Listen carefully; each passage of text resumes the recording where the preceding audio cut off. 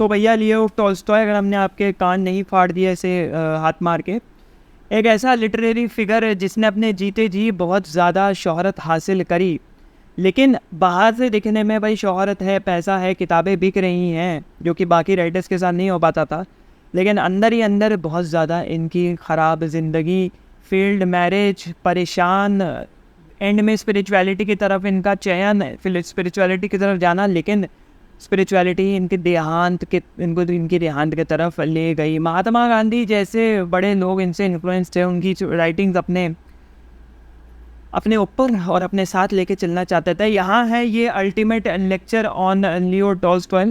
I try this कि भाई ये मेरा अल्टीमेट लेक्चर हो, पर करने को बहुत 10 घंटे का भी लेक्चर बन सकता है।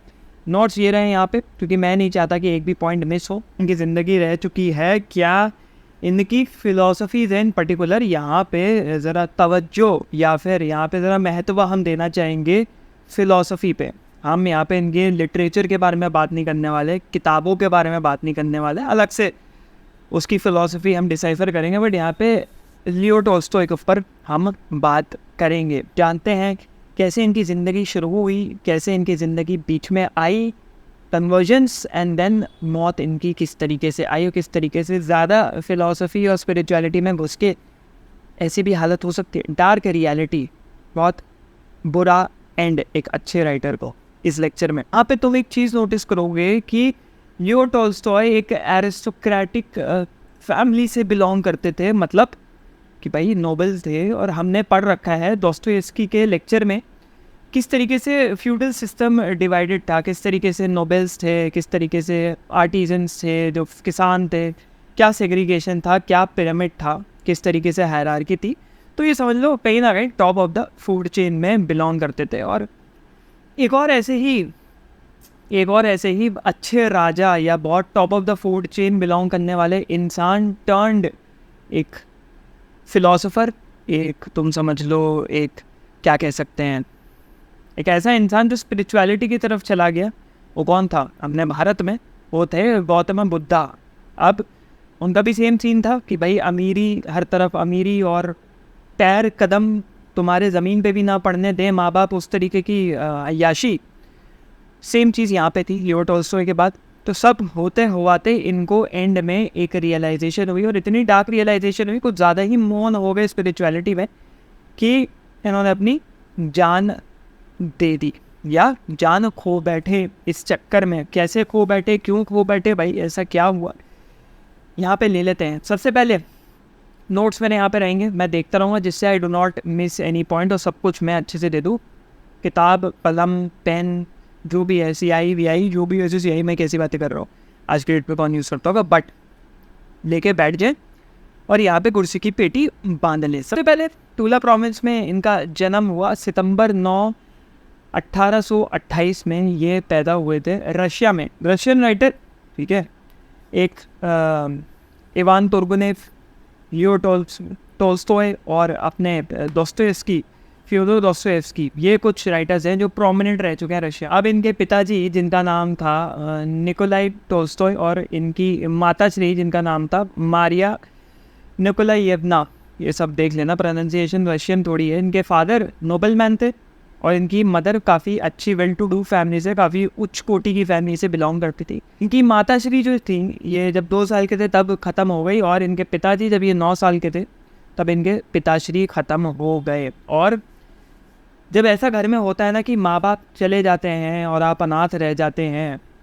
तो सबसे इम्पॉर्टेंट चीज़ ये होती है कि आपके आने वाले कल को ये बहुत ज़्यादा इफ़ेक्ट कर देता है। एक सेल्फ इंट्रोस्पेक्शन आ जाता है, एक सेंस ऑफ इनसिक्योरिटी आ जाती है, क्योंकि तुम आसपास देखते हो कि भाई दूसरे लोगों के माँ है, दूसरे लोगों के बाप है, उनके ऊपर एक छत है। एक तरीके से सिर्फ घर की छत होना मतलब वही भी छत नहीं होता, छत मतलब माँ बाप। माँ बाप एक बहुत बड़ी छत होता है, अगर उनमें से एक भी चला जाता है ना, ऐसा लगता है बिल्डिंग की फाउंडेशन चली गई, बिल्डिंग कभी भी ढह जाएगी। ये मैं पर्सनल एक्सपीरियंस से बोल रहा हूँ। तो बहुत इंपॉर्टेंट होता है कि भाई पेरेंट्स का रहना, जो कि लियो टॉल्स्टॉय के केस में नहीं था, ठीक है। और LT बाबा, ठीक है, बाबा तो नहीं बोलेंगे इनको, ये ज़्यादा हो जाएगा, LT लियो टॉल्स्टॉय ले लेंगे। इनका सीन सिंपल सा था कि ये बचपन से ही बिना अपब्रिंगिंग और बिना गाइडेंस के रहे हैं, क्योंकि एक किसी भी इंसान का ये पीरियड होता है ना, ये टेन्योर होता है 9 से 15 साल या 9 से 17 साल, ये होता है ब्रेन डेवलपमेंट पीरियड। यहाँ तुम्हारे एथिक्स, यहाँ तुम्हारे मॉरल्स शेप होते हैं according to the environment that you live in. जिस जगह तुम रहते हो, तुम्हारे आसपास के लोग, ठीक है, जैसे न्यूरॉन मिररिंग होता है या कुछ उसको कहा जाता है, आई डोंट नो, कि तुम अपने पेरेंट्स को देख के जैसे तुम्हारे पेरेंट्स का व्यवहार तुम्हारे प्रति बचपन में रहता है, वही तुम्हारा व्यवहार दूसरे लोगों के प्रति आगे जाके रहेगा।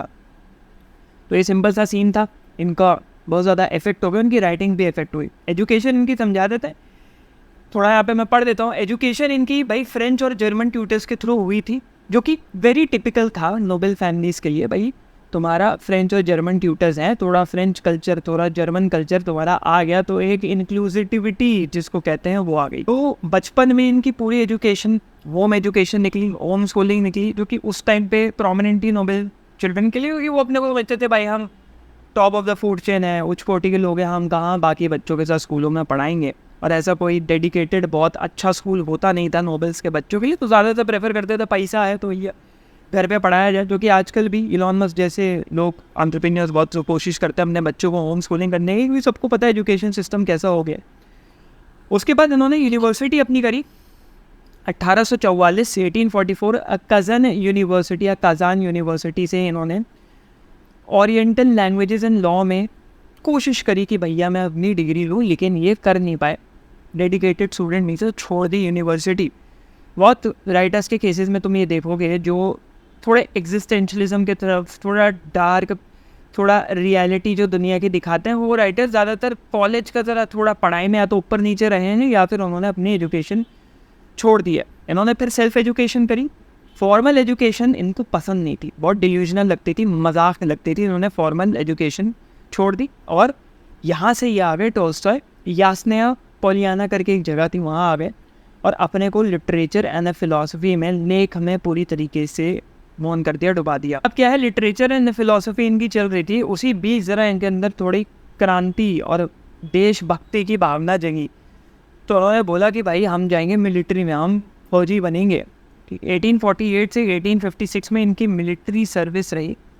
एनलिस्टमेंट इनका जो था 1851 में इन्होंने रशियन आर्मी ज्वाइन करी, और जो जगह है कॉकासस करके कह सकते हो, CAUCASUS, प्रोनाउंसिएशन देख लेना। काफ़ी ज़्यादा अलग अलग तरीके के मिलिट्री कैंपेन्स में इनका पार्टिसिपेशन रहा। प्राइमरीली क्राइमियन वॉर जो थी बहुत फेमस वॉर है, और उसके ऊपर अगर तुम देखोगे तो बहुत ज़्यादा जो बाइफर्केशन हुआ, बहुत डिवाइड क्रिएट हुआ, बहुत तगड़ी वॉर थी रशिया के अंदर जो लड़ी गई, मतलब रशिया के द्वारा जो लड़ी गई। अब यहाँ पे क्या था कि इन्होंने अपनी देशभक्ति दिखाई, अपनी डिलीजेंस दिखाया, अपना डिसिप्लिन दिखाया और इनको प्रमोट कर दिए। भाई इनको प्रमोशन मिलते गए, लेकिन यहाँ पे एक और इनको झटका लगा, विच वॉज, इन्होंने आसपास क्या देखा, मौत देखी। इन्होंने आसपास देखा इनके जो भाई बंधु दोस्त यार हैं, जो फौज में होता है दोस्ती वोस्ती हो जाती है, सब मर रहे हैं, मौत की घाट उतर रहे हैं, बुरी हालत हो रही है। अब क्या था, ये जैसे इन्होंने वॉर के हॉरर्स देखे कि क्या बुरी हालत होती है, एक मार काट होती है, तो बहुत ज़्यादा ये पैसिफिस्ट बिलीफ इनके अंदर आ गया। पैसिफिस्ट ये कहते हैं कि भाई तुम वॉर और वायलेंस से, मार काट से तुम जस्टिफाई नहीं कर सकते कोई भी चीज़, तुम जीत जस्टिफाई नहीं कर सकते। लोग कहते हैं कि भैया लड़ाई करो, कलेशबाजी करो, है ना, बंदूक से उड़ाओ, तोपों से उड़ाओ, लेकिन उससे तुम जस्टिफाई नहीं कर सकते। मैं अपने देश को बचा रहा हूँ, वो अपने देश को बचा रहा है, at the end of the day मासूम लोगों का कटता है। तो वो एक पैसिफिस्ट बिलीफ हो गया। फिर इनकी अर्ली लिटरेरी सक्सेस, पहला जो काम था इनका था, इन्होंने मिलिट्री में ही लिखा। तो 1851 में इन्होंने आर्मी ज्वाइन करी। 1852 में इनकी किताब जो काफ़ी अच्छी नॉवल, काफ़ी अच्छी चली, जो कि चाइल्डहुड थी। फिर उन्होंने एक ऑटोबायोग्राफिकल ट्रिलॉजी निकाली, जिसमें उन्होंने कंटिन्यूएशन किया। बॉयहुड एक किताब निकाली, यूथ, तो ये एक ट्रिलॉजी बन गई, चाइल्डहुड, बॉयहुड एंड यूथ, ये 3 किताबें एक साथ निकली। और इनकी जो अर्ली स्टार्टिंग की जो उम्र थी, जो एक्सप्लेन भी करने की कोशिश कर रहे थे कि किस तरीके से चाइल्डहुड, फिर तुम आते हुए यूथ में, मतलब सॉरी बॉयहुड में, एंड देन यूथ में, इन्होंने वो पूरा कवर किया। अब 1870 और 1910 के बीच इनका एक स्पिरिचुअल क्राइसिस शुरू हुआ। यहाँ पे हम ब्रीफली क्योंकि इनकी लाइफ डिस्क्राइब कर रहे हैं जाएंगे, लेकिन आगे इसको और विस्तार से हम लोग पढ़ेंगे। तो क्राइसिस शुरू हुआ इन द लेट 1870s, और इसमें इनको अचानक से ना सोसाइटल अवेकनिंग होने लग गई कि भाई ये तो बेवकूफ़ बनाया जा रहा है, फाउंडेशंस ऑफ सोसाइटी ही वीक है। एक स्पिरिचुअल क्राइसिस आ गया इनके अंदर, मैं कौन हूँ, मैं किस लिए हूँ, मैं अभी तक जो सब कर रहा था क्यों करता आ रहा हूँ। अपनी एग्जिस्टेंस के मीनिंग को ही क्वेश्चन करने लग गए, जो कि एग्जिस्टेंशलिज्म का पार्ट बन जाता है, नाइलिज्म का पार्ट बन जाता है, एब्सर्डिज्म का पार्ट बन जाता है, जिसको हम आगे पढ़ेंगे। और इन सबसे बचने के लिए इनकी रिलीजियस क्वेस्ट शुरू हुई, जिसमें ये थोड़ा जीसस की टीचिंग्स की तरफ ज़रा मोन होने लग गए, और particularly the Sermon on the Mount, and began to reinterpret Christianity in a more personal and ethical way। इन्होंने क्रिश्चियनिटी को बहुत पर्सनल बना लिया। क्रिश्चियनिटी के भी ऊपर इनकी बहुत विशेष टिप्पणियाँ रह चुकी हैं, बहुत डाइवर्सिफाइड नोट्स रह चुके हैं कि जो क्रिश्चियनिटी जिस तरीके से दिखाई जाती है वो असल में होनी नहीं चाहिए। Christianity is all about love, compassion, kindness, moral values, ethical values. जो आज की डेट पर क्रिश्चियनिटी तुम्हें दे रहा है वो सब तुम्हें उल्टा चलने के रास्ते दिखा रहा है। तो बहुत पर्सनल इन्होंने अपनी क्रिश्चियनिटी पर्सनल लेवल पे ली, जिसके बारे में और हम आगे बात करेंगे। अब इन्होंने यहाँ से अपनी फ़िलोसफिकल राइटिंग शुरू कर दी, जहाँ से इनकी फ़िलोसफी उभर कर आने लग गई। थोड़ा सा हम ये साइड कर ले, थोड़ा अपना दिखा लिया एप्पल, अब थोड़ा साइड कर लें। इनका की वर्क अगर लें फ़िलोसफिकल राइटिंग्स में, सोशल इश्यूज़, एथिक्स और रिलीजन के ऊपर इनका मेन मुद्दा जो रहा है राइटिंग का, वो उसके ऊपर रहा है। एक इन्होंने जो मेन इनकी जो बहुत इम्पोर्टेंट जो रामबाण किताबें रहीं या रामबाण लिटरेरी वर्क्स रहे हैं, सबसे पहला है अ confession 1882, what I believe 1884, and the kingdom of God is within you 1894 में ये सब पब्लिश हुआ। अब इनके अंदर ना, जो कि मैंने बात करी कि इन्होंने अपना एक क्रिश्चियन बिलीफ बना लिया, जिसको बोलते हैं क्रिश्चियन एनार्किज्म। क्रिश्चियन एनार्किज्म मतलब नॉन वायलेंस की तरफ जाता है कि भाई हम सिंपल रहेंगे, प्यार बांटेंगे, मार काट नहीं करेंगे। जैसे होता है ना, क्रिश्चियंस भी भाई ज़मीन हड़पनी है, हम क्रिश्चियन हैं, हम अपना दबदबा बनाएंगे, हमको कोई और रिलीजन के लोग कैसे दबा सकते हैं, तो हम उनको काटना शुरू कर देंगे, हम उनको मारना शुरू कर देंगे, उनकी ज़मीन छीनना शुरू कर देंगे, जो कि वॉर्स में होता था, अभी भी होता आ रहा है, जिस वजह से दुनिया में वॉर्स हैं हर जगह। तो यहाँ पे इन्होंने बोला नहीं भाई, ये क्रिश्चियन एनार्किज्म की तरफ चले गए कि भाई ये तो क्रिश्चियनिटी वाला टीचिंग दे रहा है। जीसस की तो टीचिंग्स थी नहीं, जीसस की जो टीचिंग्स थी वो थी भाई love, peace and non violence. यही चीज़ महात्मा गांधी ने बाद में उठाई कि भाई love, peace and non violence. उन्होंने कहा कि जो स्टेट है, जो सत्ता है, जो सरकार है, जो गवर्नमेंट है, क्या कर रही है भाई, क्रिश्चियनिटी के नाम पे सबको एक्सप्लॉइट कर रही है, उसको हटाओ। किंगडम ऑफ गॉड होना चाहिए। किंगडम ऑफ गॉड मतलब कि इंसान और गॉड के बीच में डायरेक्ट कनेक्शन। उसमें बिचौलिया कहाँ से आ गया, उसमें मिडिल पर्सन कहाँ से आ गया, वो तो होना ही नहीं चाहिए भाई। सीधा रिलेशन है। Christianity is about that relation between humans and God, उसी को बोलते हैं किंगडम ऑफ गॉड। इसके ऊपर इन्होंने किताब 1894 में छापी थी, the kingdom of God is within you. अपने अंदर जागो, किंगडम ऑफ गॉड दिखेगा। अब इनका पैसिफिज्म पे थोड़ी बात कर लेते हैं। Pacifism and social reform, non violence के ऊपर इनकी बात हुई। इनका जो इम्पैक्ट था, जो हमने बात करी महात्मा गांधी के ऊपर बहुत ज़्यादा था, नॉन वायलेंस का। महात्मा गांधी ने इनकी टीचिंग उठाई, इसके ऊपर और आगे विशेष टिप्पणी हम देंगे, अभी तो जस्ट टच करते हुए जा रहे हैं, लेक्चर में आगे मिलेगा। और सोशल जस्टिस के ऊपर इन्होंने बात करी, जिसमें ही criticize the social and economic inequalities of his time, advocating for land reforms and the rights of the poor. जो तुम्हारा सर्वडम में होता था ना कि ज़मीन गरीब के पास है ही नहीं, सारे ऊपर के लोग दे रहे हैं, नहीं, ऐसा नहीं होना चाहिए। इगैलिटेरियन सोसाइटी होनी चाहिए, equal wages, equal distribution of wealth होना चाहिए।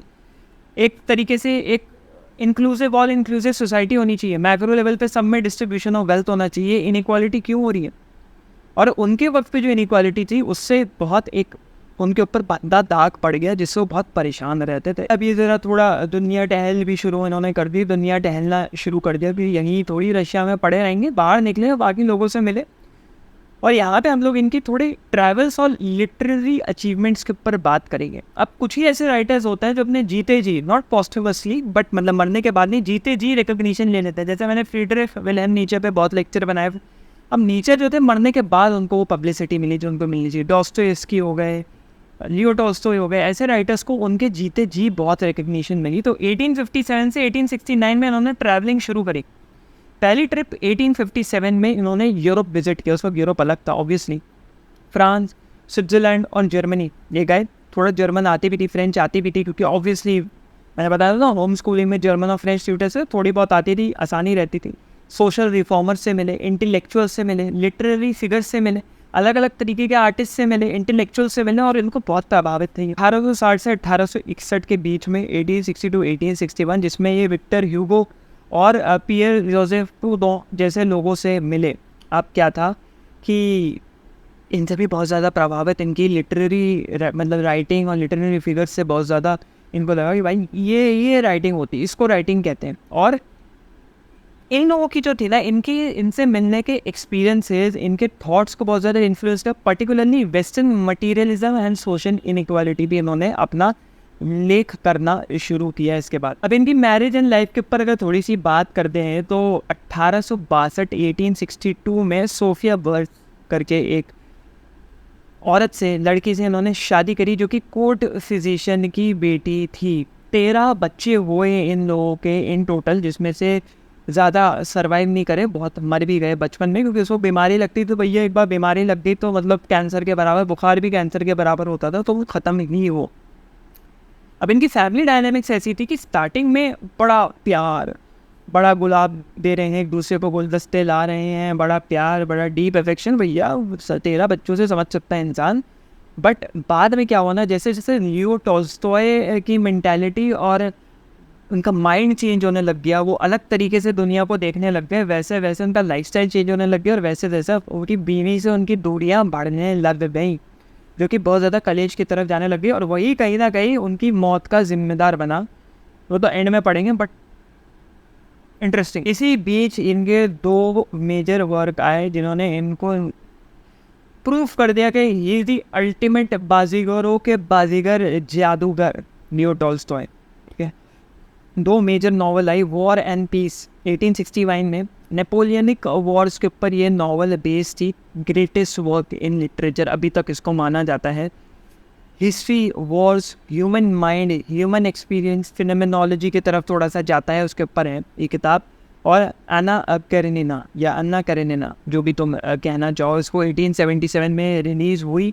रशियन सोसाइटी को एक्सप्लॉइट करते हुए, रशियन सोसाइटी में किस तरीके से एक इंसान, एक औरत स्पेसिफिकली दबाव में भी रहती है, उस दबाव में रहते हुए कैसे अपने डिज़ायर्स को फुलफ़िल करने की कोशिश करती है, कैसे हाई एक्सपेक्टेशन सोसाइटी के रहते हैं और कोई औरत को समझना नहीं चाहता, उसके ऊपर थी। वो भी एक बहुत फेमस नॉवल, इन सब के लिए, पूरे लिटरेरी वर्क्स के लिए इनको नोबेल प्राइज़ भी घोषित किया गया। बट अच्छे राइटर एंड बहुत बुरा हुआ। यहाँ पे इनकी फाइनल ईयर्स एंड लेगेसी की तरफ अगर आते जाएँ, कॉन्फ्लिक्ट शुरू हो गया फैमिली के साथ। उन्होंने कहा भाई मैं अपना सारा धन, अपनी सारी संपत्ति, अपना वेल्थ, मटीरियलिस्टिक प्लेजर, सब कुछ मैं दे दूँगा भाई, मुझे नहीं चाहिए। और इनकी बीवी भाई उखड़ रही, ये क्या बोल रहे हो भाई, चल क्या रहा है, सब कुछ दे दोगे, हमें दो ना। नहीं, मैं चैरिटी में देना चाहता हूँ। और इसकी वजह से दूर होते चले गए, अकेले रहने लग गए, सॉलिट्यूड में रहने लग गए, और बहुत सिंपलिस्टिक लाइफस्टाइल। कहा जाता है कि ये भैया बीच बीच में ऐसा करते थे कि गरीब आदमी की तरह, एक फ़कीर की तरह कपड़े पहन के फटे पुराने रोड के किनारे बैठ जाते थे और भीख मांगते थे, उससे जो पैसा आता था उसी से खाते थे। इतनी बुरी हालत हो गई। लेजेंड्स हैं, बहुत हद तक लोग कहते हैं सही भी है, बहुत हद तक लोग कहते हैं लेजेंड भी है, बट हम यहाँ पे ये लेके चलेंगे कि भाई ऐसा हुआ था, बहुत ज़्यादा उनकी बुरी हालत हो गई थी। फाइनल डेज अगर लेके चलें तो 1910 में 82 एट द एज ऑफ 82 रात में अपने घर से भाग लिए कि भाई मैं अब अपनी ज़िंदगी खुद से जीऊँगा, अब मैं और नहीं जी सकता इन लोगों के साथ। और ये निकल लिए। और उसी बीच नवंबर 20, 1910 को उनको निमोनिया हुआ।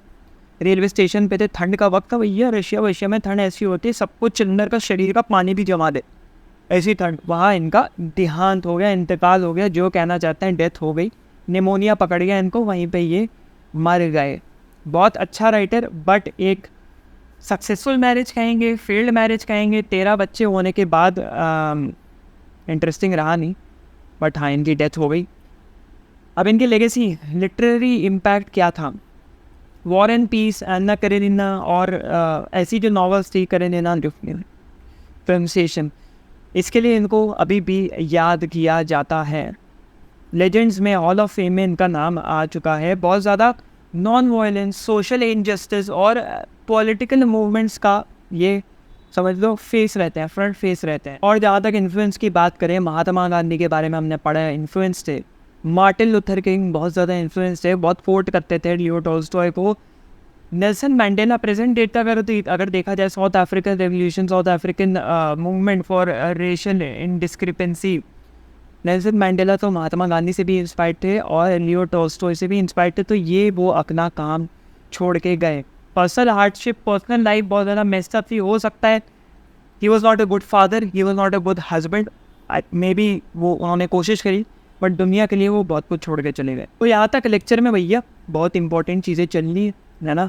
तो जिन ने सब्सक्राइब नहीं किया भाई, सब्सक्राइब करना बहुत ज़रूरी है। Better the subscribers, more the resources, better the content, क्योंकि मैं लोगों को हायर कर पाऊँगा, टाइम दे पाऊँगा लेक्चर बनाने में। तो ये जो परसेंटेज है ना सब्सक्राइबर रेशो की, इसको हमें कम लाना है। और नीचे डिस्क्रिप्शन देखते रहो भाई, टेलीग्राम अनाउंसमेंट चैनल, अभी तक उसमें अनाउंसमेंट कोई आए नहीं है लेकिन आने वाली है। सब्र रखो, सब्र का फल हमेशा आगे आप ही पूरा करें भैया। तो यहाँ पे स्टोरी टाइम, एक छोटा सा एनेक्डोट।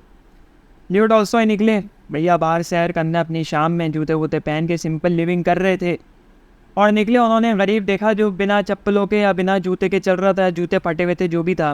लियो टॉल्स्टॉय ने अपने जूते उतारे, उनको दे दिए कि भैया ले भाई तू रख, और वो खुद नंगे पैर कराए। तो उनके घर वाले देख के शौक, एकदम बेचारों विवक्ष में कि भैया ये क्या हुआ।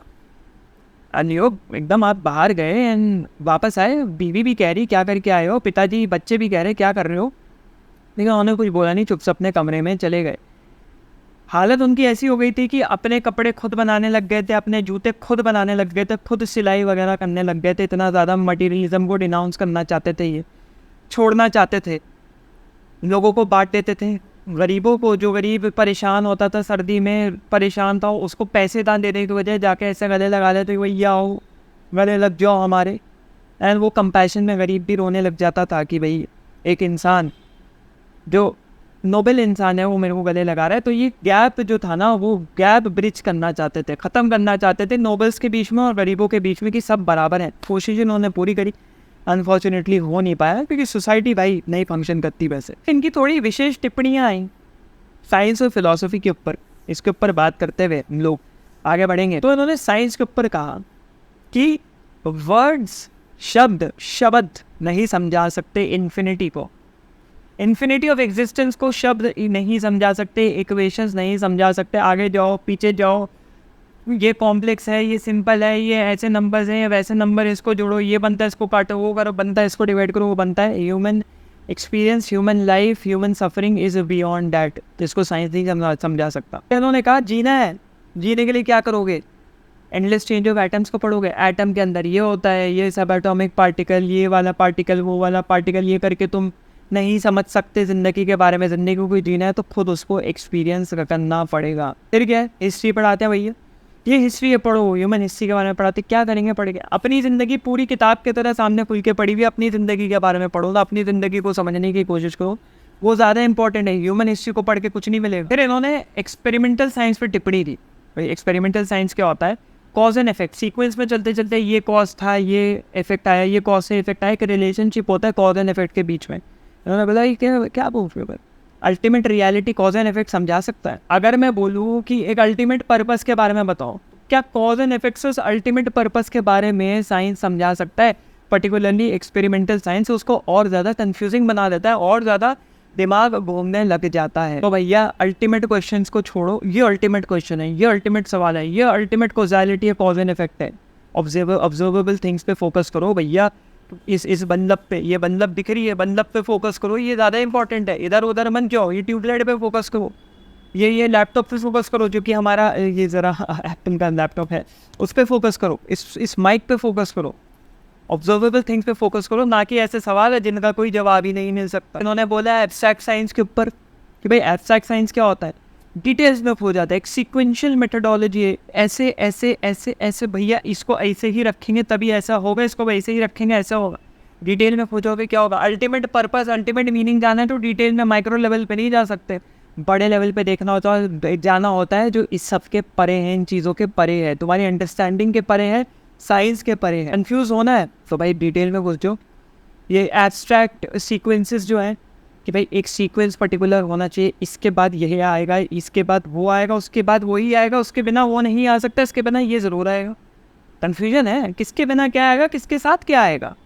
सोचते रहिए, घूमते रहिए, अपनी ही खिचड़ी पकाते रहिए, ऐसे कुछ नहीं होने वाला। ह्यूमन माइंड को बेस्ट बनाना है, एक्सपेरिमेंटल साइंस के अगर पर्सपेक्टिव से बात करी जाए तो बेस्ट बनाना है तो जो चीज़ ऑब्जर्वेबल है, जो चीज़ सामने दिख रही है उसके ऊपर फोकस करो। ह्यूमन माइंड खुद पे खुद बेहतर बन जाए। और एब्स्ट्रैक्ट साइंस यूज़ करके ह्यूमन माइंड को बेहतर बनाना है तो अल्टीमेट गोल पे फोकस करो, छोटी डिटेल्स पे फोकस मत करो, सीक्वेंस पे फोकस मत करो। सीक्वेंस में पड़ गए, छोटी डिटेल्स में पड़ गए तो बड़ी चीज़ को कभी नहीं देख पाओगे, नज़रअंदाज कर दोगे, अल्टीमेट ट्रुथ को नज़रअंदाज कर दोगे। फिर इनकी थोड़ी सी ज़रा टोल्स्टॉय की फिलॉसफी आती है, छोटी सी हम यहाँ पे टच कर लेते हैं। इनका प्रैक्टिकल और एथिकल फोकस था कि भाई अगर तुमको फिलॉसफिकली और एथिकली जीना है, तो फिलॉसफी का इस्तेमाल करना है, तो भाई जो चीज़ें मीनिंगफुल हैं उनको अभी एड्रेस करो, प्रैक्टिकली करो, प्रैक्टिकल फिलॉसफी उसको अभी अप्लाई करो, थ्योरीज में मत पढ़ जाओ, शब्दों के जाल मत फेंको, शब्द मत फेंको, अभी करो। गरीब है, गरीबी में बैठा है, ये एथिक्स है जी, ये मोरालिटी है, ऐसा होना चाहिए, सही है, वो गलत है, उसकी मैं मदद क्यों करूँ, ये हो जाएगा, जाओ उसकी मदद करो यार, वो ज़्यादा इंपॉर्टेंट है। फिर इनका दूसरा स्केप्टिसिज्म फॉर एकेडमिक फिलॉसफी कि भाई एकेडमिक फिलॉसफी गुमराह कर रही है, असली सवाल जो ज़िंदगी के हैं, दुनिया के हैं, उससे तुम्हें हटा रही है। असली सवाल, असली जो मुद्दा है ज़िंदगी कैसे जीनी है, नहीं उसके बारे में बात नहीं करेंगे हम। सिस्टमेटिक तरीके से हम लोग इंडक्शन और डिडक्शन करेंगे, लॉजिक डालेंगे और सिस्टम बना के चीज़ों को समझने की कोशिश करेंगे, जो कि रियल लाइफ में कोई मदद नहीं करता, रियल लाइफ में कोई हेल्प नहीं करता, बेकार है सबके लिए। फिर इनका ये सब पढ़ते हुए आया रिलीजियस इन्फ्लुएंस कि भाई प्यार बांटते चलो, सबके साथ नॉन वायलेंस बांटते चलो, एक मोरालिटी बांटते चलो, कंपैशन बांटते चलो, लव बांटते चलो, मार काट छोड़ दो। और उससे इतना ज़्यादा हेविली इन्फ्लुएंस है कि इन्होंने सब कुछ उठा के साइड रख दिया। अब इनके हम आते हैं मेन मुद्दों के ऊपर।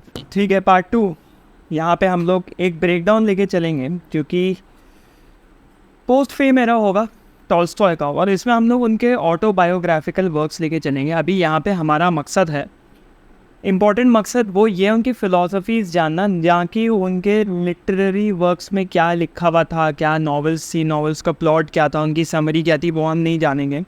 बट यहाँ पे हमारा मेन फोकस होगा जो उन्होंने ज़िंदगी के बारे में बात करी, जो उनकी फ़िलासफ़ीज़ थी, पर्टिकुलरली उनकी जो सोसाइटल टेंडेंसी शुरू हो गई थी और एसेंस ऑफ स्पिरिचुअलिटी, यहाँ पे इसके बारे में बात करेंगे। आप इसको अपने एग्जिस्टेंशियल कैटास्ट्रोफ कह सकते हो, या समझ लो जो एग्जिस्टेंशलिज्म के एग्जिस्टेंशियल ड्रेड के थ्रू, वो डिप्रेशन एंग्जाइटी के थ्रू गुजर रहे थे, उसको कंसेशंस नाम के एक तुम डायरी एंट्रीज समझ लो, किताब समझ लो, उन्होंने उसको उसमें उतारा और सब कुछ उसके अंदर लिखा। एक तरीके से वो रिकॉर्ड है उनकी अपनी ज़िंदगी का कि किस तरीके से उन्होंने धर्म को सेवन किया, किस तरीके से उन्होंने सोसाइटी को देखा, सोसाइटी एक्सप्लॉइट कर रही थी उन्हें, या फिर उनको लगा सोसाइटी उन्हें एक्सप्लॉइट कर रही है, उस तरीके से आगे बढ़ते हुए उन्होंने लिखा। अब यहाँ पे टॉल्स्टॉय बाबा तो आज ज़िंदा नहीं है, बाबा टॉल्स्टॉय भैया तो आज ज़िंदा नहीं है, लेकिन अगर ज़िंदा होते तो एक सवाल पूछते, वो सवाल मैं उनकी तरफ से आपसे पूछ लेता हूँ। इसका जवाब आप कमेंट सेक्शन में जाके दे सकते हैं। अगेन बेस्ट जवाब जो होगा उसको हम कोशिश करेंगे पिन कर दे।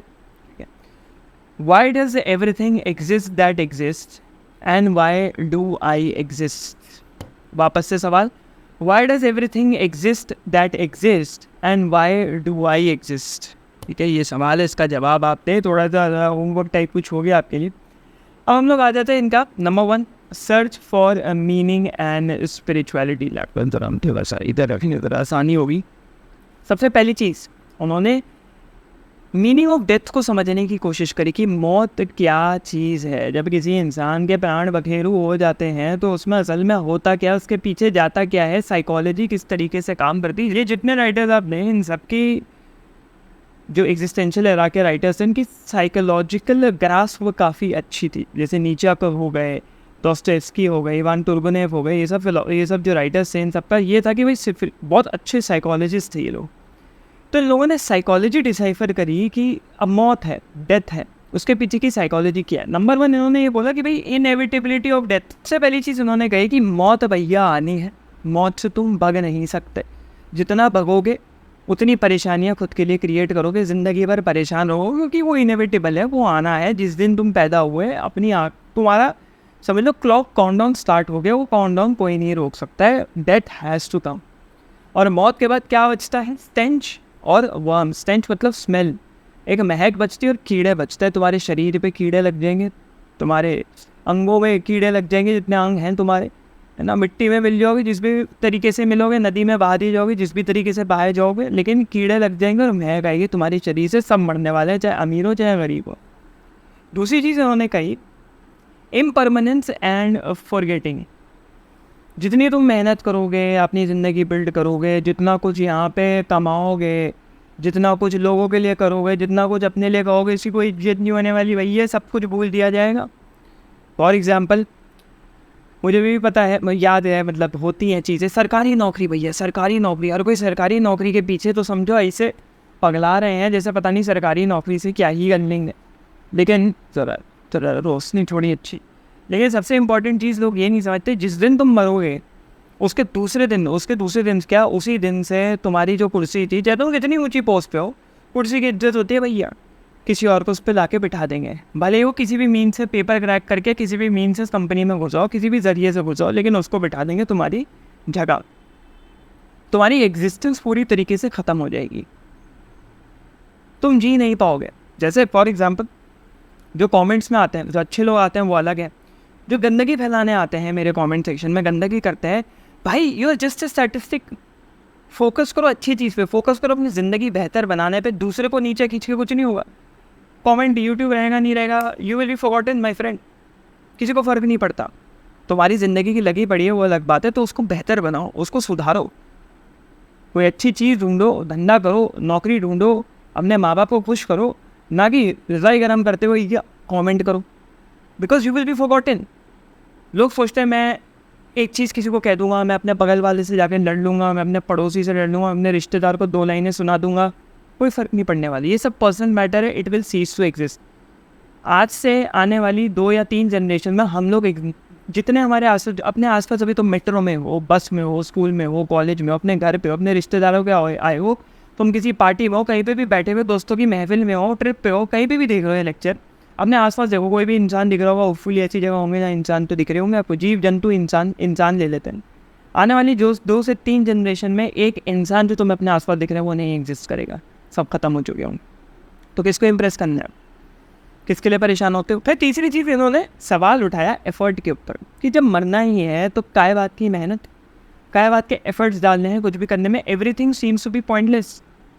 और लोगों को पता है कि हम मरने वाले हैं, हमारी मौत आएगी, लेकिन फिर भी लोग लगे में भैया कुछ ना कुछ कर रहे हैं, कुछ ना कुछ हो रहा है, समझ लो ये हाईलाइटर बना दिया गया है, समझ लो ये वाज वेज जो भी है बनाया गया है, पॉइंटलेस छेद है भाई इसमें, काय का उसको मैंने देखा भी छेद है, क्या है, it is everything is pointless, लेकिन फिर भी लोग लगे हुए। सबको पता है मौत आने वाली है, इसकी कोई वैल्यू नहीं रहेगी हमारी ज़िंदगी की, लेकिन फिर भी। चौथी चीज़ इन्होंने बोली, इंटॉक्सिकेशन ऑफ लाइफ या इंटॉक्सिकेशन विद लाइफ, की ज़िंदगी अफीम गांजा की तरह, चरस गांजा है मुझे प्यारा। और ये चरस और गांजा जब तक तुम्हारे शरीर में, तुम्हारे सिस्टम में रहता है, तुमको ज़िंदगी बड़ी इंटरेस्टिंग लगती है, तुम मेहनत डालते हो, तुम भगते हो। और जब वो चरस गांजा लेना सेवन छोड़ दो, या जब वो उसका जो नशा है वो उतरना शुरू होता है, तब तुम्हें रियलाइज़ होता है कि भाई ये एक धोखा है, तुम्हारे साथ फ्रॉड हुआ है बड़ा वाला, तुम्हारा कट चुका है बड़ा वाला, ये ज़िंदगी कुछ नहीं है। अच्छा, इन्होंने ज़िंदगी को कहा कि भाई जो नेचर ऑफ लाइफ है वो इंटरेस्टिंग अम्यूजिंग नहीं है, अक्लमंदों के लिए नहीं है, मज़ेदार नहीं है, बेवकूफ़ी है, गधापन है, मूर्खता है जो इस ज़िंदगी को अम्यूजिंग समझता है। अब यहाँ पे मैं एक थोड़ा सा पर्सनल ओपिनियन देना चाहता हूँ, जिसको चाहे तो स्किप कर लो, ये थोड़ा बायस्ड हो सकता है। आर्थर शोपेनहावर भी एक फ़िलासफ़र थे जिन्होंने बहुत ज़्यादा एक पिथी ट्रुथ दी, एक बहुत पेसिमिस्टिक डार्क फ़िलासफ़र थे, लेकिन ज़िंदगी को इतना ज़्यादा डार्क, जैसे टोल्स्टॉय ने भी बनाया। चलो शोपेनहावर ने तो कुछ सोल्यूशन दिए, लेकिन टोल्स्टॉय का जैसे तुम आगे देखोगे, लियो टोल्स्टॉय कोई सोल्यूशन नहीं दे पाया, उनका एंड भी खात्मा भी बहुत बुरा हुआ। तो मैं किसी को रिकमेंड नहीं करूँगा कि इस पथ पे आप चलें कि ज़िंदगी को इतना डार्क बना ले कि जीना ही, सर्वाइवल ही मुश्किल हो जाए। जिस चीज़ के लिए आए हो, खाना पीना जीना तुम्हारे लिए मुश्किल हो जाए। स्पिरिचुअल चीज़ें अपनी तरफ, खाना पीना एंजॉय करना, जिसको तुम एंजॉय कर सकते हो अभी अपनी हद में रहते हुए, वो करना भूल जाओ। तो ये पर्सनल ओपिनियन, पर्सनल बायस कह सकते हो, जो कि मैं नॉर्मली चैनल पे देता नहीं, बट यहाँ पे जो कि मैंने पढ़ा तो बहुत ज़्यादा डार्कनेस, बहुत ज़्यादा, और जैसे जैसे पढ़ोगे तुम्हें लगेगा सोल्यूशन देने की कोशिश करी, बट सोल्यूशन इम्प्लीमेंट नहीं कर पा रहे, कॉम्प्रोमाइज़ नहीं करना चाह रहे लियो टॉल्स्टॉय। आगे देखते हैं, सबके अपने ओपिनियन से, ये मेरा ओपिनियन है। तो यहाँ पे मीनिंग ऑफ डेथ में आगे टॉल्स्टॉय ने एक फंडामेंटल क्वेश्चन पूछा, चाहे तुम बच्चे हो, चाहे तुम बुजुर्ग हो, चाहे तुम गधे गपचे हो, चाहे तुम बुद्धिमान हो, हर इंसान ये सवाल पूछता है खुद से या किसी और से। और उस क्वेश्चन का नेचर क्या है? उस क्वेश्चन का नेचर ये है कि जो मैं कर रहा हूँ मैं वो क्यों कर रहा हूँ, कल उसका क्या महत्व रहेगा, क्या कल उसकी कोई औकात या वैल्यू रहेगी भी? अगर नहीं रहेगी तो मैं क्यों कर रहा हूँ, और अगर रहेगी तो क्या रहेगी? एक फंडामेंटल क्वेश्चन। ये तो उसकी नेचर हो गई। अब अगर हम उसको एक्सप्रेस करना चाहें तो हम जो भी कर रहे हैं, जब डेथ को, क्या हो गई ये लैपटॉप पे पेंट से निकल रहा है, दर्द, ये जो हम लोग कुछ भी कर रहे हैं, इनएविटेबल डेथ आने वाली है, तो वो डेथ उस सारे मीनिंग को, जो हमने मीनिंग दिया, तो उसको डिस्ट्रॉय कर देगी। जब तुम्हें पता है वो मीनिंग को डिस्ट्रॉय कर देगी, तो मीनिंग देने की कोशिश क्यों कर रहे हो? ये तो बेवकूफ़ी हुई, ये सबसे बड़ी मूर्खता हुई कि तुम्हें पता है कि एक मीनिंग आ रहा है, हम मीनिंग दे रहे हैं, वो मीनिंग ज़िंदगी बदल देगी हमारी। वो कैसे बदल देगी भैया? जो भी हम कर रहे हैं, पैसा कमाएंगे, अमीर बन जाएंगे, दुनिया को भी, ठीक है, एक्सपीरियंस अपनी जगह, लेकिन जो हमने बिल्ड किया वो मीनिंगफुल लाइफ, वो तो ख़त्म, डेथ तो उसको ले जाएगी। क्या मतलब है? फिर ये बात करते हैं यहाँ पे मीनिंगलेसनेस से, जहाँ पे थोड़ा सा नाहिलिज्म की तरफ हिंट करते हैं। और यहाँ पे इनका हम पॉइंट वाइज है, कुछ कुछ मैं पढ़ भी दूंगा क्योंकि I don't want to miss out जो उन्होंने वर्ड बाय वर्ड बोला है। पहले अंडरस्टैंडिंग लाइफ मीनिंगलेसनेस, कि भैया अगर ऑथर ने सिंपली एक्सेप्ट कर लिया होता कि दिस लाइफ, ये ज़िंदगी का, ये जिस जीवन का कोई तात्पर्य नहीं है, कोई अर्थ नहीं है, कोई मीनिंग नहीं है, वह परेशानी क्या थी? लेकिन ये एक्सेप्ट ही तो नहीं हो पा रहा। दूसरा point, inability to accept meaninglessness. वो ऑथर जो है अपने को सेटिस्फाई नहीं कर पा रहा इस आइडिया से कि भाई लाइफ इज़ मीनिंगलेस। भैया सबसे इम्पोर्टेंट, भाई पता है कल क्या हुआ? सुन, ओ तेरे से बोल रहा हूँ, पता है कल क्या हुआ? पहले मैंने अपना, जिस दिन टीवी लगाया ना, मैंने अपना लेक्चर चलाया वो वाला। अब मैं उसके अंदर बोला हुआ है, बहन भी देख रही, मम्मी भी देख रही, तो मैंने बोला हुआ है कि डायोजनीस जो है हस्त मैथुन या मास्टरबेशन करते हैं। मम्मी बोली क्या बोलता रहता है? किसी भी इंसान की, जानवर की एक एपेटिटिव स्टेट होती है कि भैया रिप्रोडक्शन करना है, खाना पीना पीना है, तो वो उसको एक मीनिंग देने की कोशिश करती है। कुछ करो मत करो, रिप्रोडक्शन करो, कुछ करो ना करो, खाना ज़रूर खाओ अपने को जीवित रखने के लिए। तो वही मीनिंगलेसनेस कैसे एक्सेप्ट करूँ जब मेरे अंदर एक ये एपेटिटिव स्टेट है? फिर इन्होंने एक एनालॉजी ऑफ द वुड दी, और उस एनालॉजी ऑफ द वुड में ये है कि समझ लो कि इंसान एक जंगल में खो गया है, गहरा जंगल, एकदम भूत प्रेत जानवर वाला। अब अगर वहाँ पे ये बोल दिया जाएगा कि कोई एग्जिट नहीं है, तो तुम परेशान मत हो, एग्जिट है नहीं कोई, यहाँ से तुम निकल नहीं सकते। वो इंसान वहीं पे लकड़ी वकड़ी काट के छोटी सी कुटिया मठ बना के वहीं पे रहेगा, या अपना जो भी करना है वो करेगा। लेकिन अगर यही उस इंसान को कोई कुछ बताया ही नहीं, वही बताने वाला ही नहीं है, वो तो एग्जिट ढूंढेगा ना कि मैं कहाँ गया, कि मैं अपना रास्ता ना खो जाऊँ, मैं घबराया वो।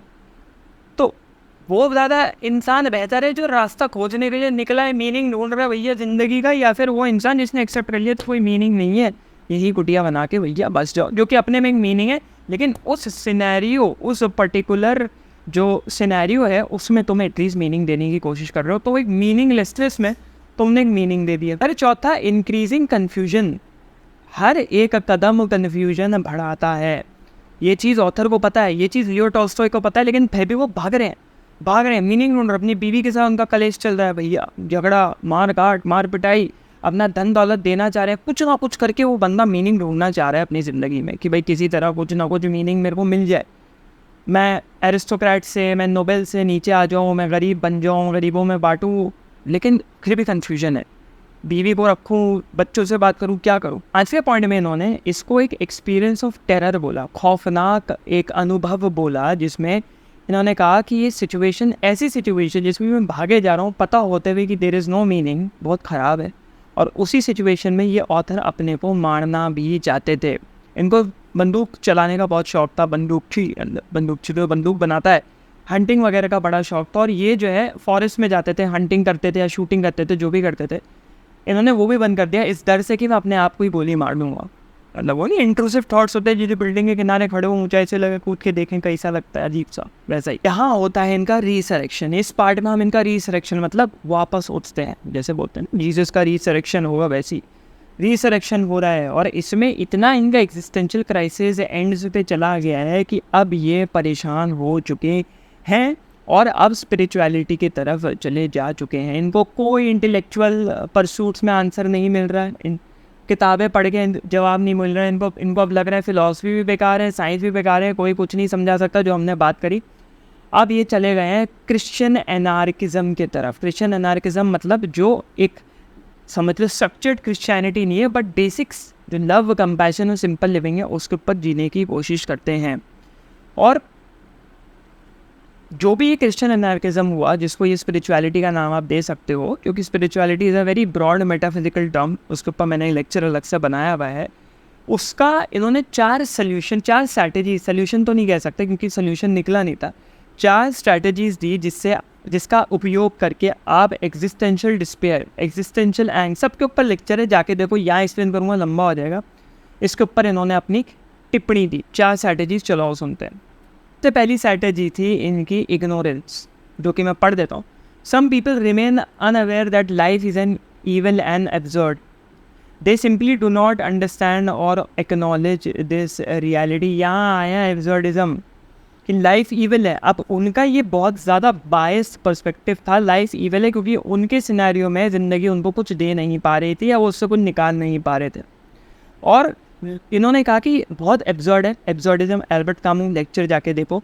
लोग इसको एक्नॉलेज नहीं करना चाहते, इग्नोर कर देते हैं, ठीक है। और वो इग्नोरेंस अपने में ही शायद सोल्यूशन हो सकता है कि तुमने इग्नोर कर दिया कि ज़िंदगी एब्जर्ड है, भैया ठीक है, जो है चल रहा है, जैसे चल रहा है चलने तो, जो कि बाकी के लोग करते हैं, लेकिन इसका मतलब ये नहीं तुम अपनी परेशानियों से बाहर निकल जाओगे। तो एक स्ट्रैटेजी है ignorance, but that is not a solution. Number 2, एपिक्यूरियनिज्म, ठीक है। एपिक्यूरियस की फ़िलॉसफी अपनी कि भाई, जो कि कहा जाता है कि others aware of life's hopelessness choose to enjoy its pleasures while they can। जो मैंने बोला भैया, खाओ पियो जियो, एपिक्यूरियनिज्म। they